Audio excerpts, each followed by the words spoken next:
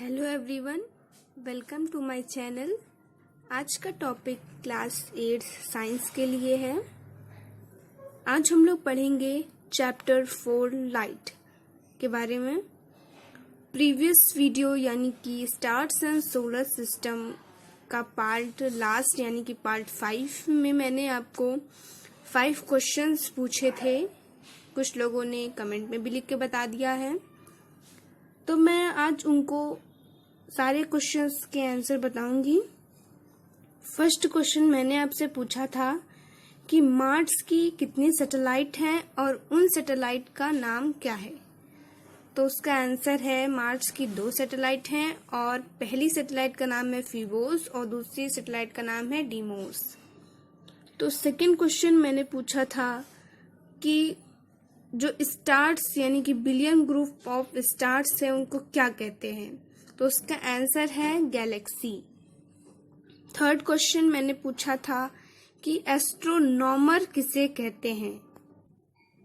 तो उसका आंसर है यूनिवर्स के बारे में जो लोग पढ़ाई करते हैं उनको एस्ट्रोनॉमर्स कहते हैं। फोर्थ क्वेश्चन मैंने पूछा था कि हमारी अर्थ के सबसे पास वाली हेवनली बॉडी कौन सी है। तो उसका आंसर है मून यानी कि चांद। लास्ट क्वेश्चन मैंने आपसे पूछा था कि अर्थ को पूरा सन के चक्कर लगाने में कितने दिन लगते हैं। तो उसका आंसर है 365 days 5 hours 46 minute and 48 seconds. तो ये प्रीवियस वीडियो में मैंने आपसे जो क्वेश्चन पूछे थे उसके आंसर। अब हम लोग आगे बढ़ते हैं और लाइट के बारे में पढ़ते हैं। हेडिंग है व्हाट मेक्स थिंग्स विजिबल, यानी कि ऐसा क्या हो जाता है जिससे हमें चीजें दिखने लगती हैं। We are able to see the objects around us because of the light which falls on them and is sent back, यानी कि हमें ऑब्जेक्ट्स इसीलिए दिखने लगते हैं क्योंकि लाइट्स उन पर पड़ती है और बैक हो जाती है। When this light reaches our eyes, we see the object, यानी कि जो लाइट है बाउंस वाली वो हमारी आईज में आती है और उससे हमें क्या होते हैं, ऑब्जेक्ट्स दिखने लगते हैं।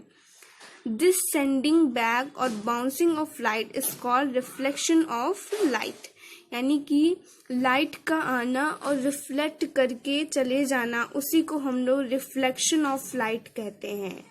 रिफ्लेक्शन ऑफ लाइट का हिंदी में कहते हैं प्रकाश का प्रतिबिंब। तो आप लोगों को समझ में आ गया होगा। अब इसके आगे मैं आपको लॉज ऑफ रिफ्लेक्शन बताने जा रही हूँ। लाइट की कुछ और चीजें आप लोग जान लीजिए कि फर्स्ट है लाइट का कोई भी वेट नहीं होता है।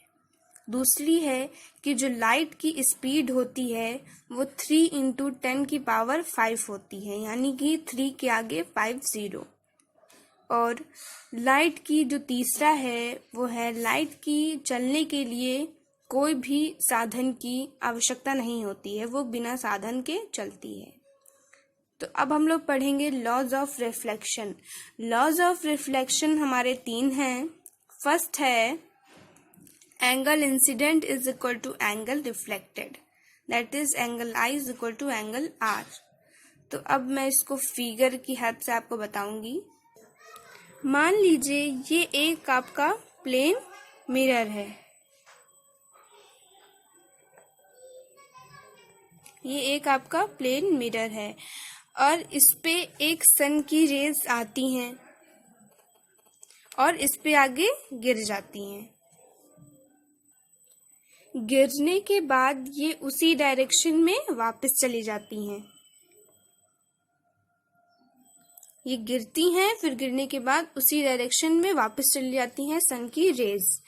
तो ये जो गिरने वाली लाइट होती है इसको हम लोग कहते हैं इंसिडेंट रे, और ये जो बाउंस होकर वापस चली जाती है इसको कहते हैं रिफ्लेक्टेड रे।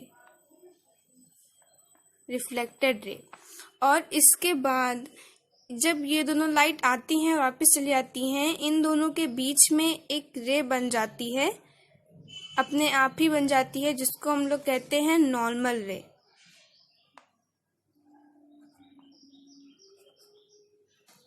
तो फर्स्ट लॉ हमारा ये कहता है कि एंगल इंसिडेंट एंगल रिफ्लेक्टेड के इक्वल होता है। मतलब ये आपका एंगल इंसिडेंट हो गया और ये आपका हो गया एंगल रिफ्लेक्टेड।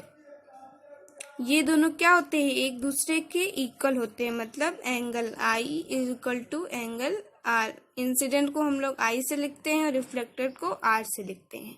ये फर्स्ट लॉ ऐसा होता है। सेकेंड लॉ हमारा क्या कहता है, the incident ray and the normal ray and reflected ray all lie in same plane. यानी कि आपका जो इंसिडेंट रे होता है और रिफ्लेक्टेड रे होती है और जो नॉर्मल रे अपने आप बन जाती है, वो क्या होती हैं, एक ही प्लेन पर होती है। मतलब एक ही, जैसे कि आपका मिरर हो गया, आपने मिरर लिया है तो मिरर पे ही उसका सेम प्लेन होगा इन तीनों का ही। तो ये सेकंड लॉ ये कहता है। अब third law, angle incident is equal to angle reflected is equal to 0।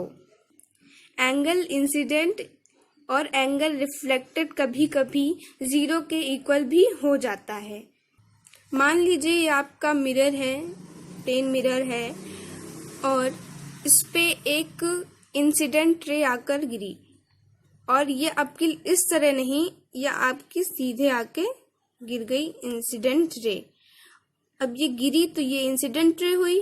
अब ये रिफ्लेक्टेड करके इसी डायरेक्शन में वापस चली गई, इसी डायरेक्शन में वापस चली गई। तो रिफ्लेक्टेड रे भी चली गई और इसी के बीच में नॉर्मल रे भी बन गया।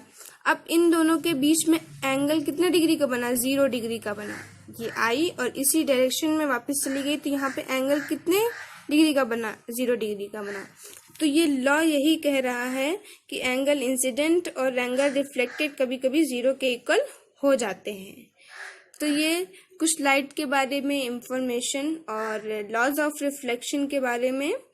अगर आपको ये वीडियो अच्छा लगा हो तो प्लीज़ मेरे चैनल को सब्सक्राइब ज़रूर करें, और अगर कोई भी प्रॉब्लम हो तो कमेंट में लिख के बता सकते हैं।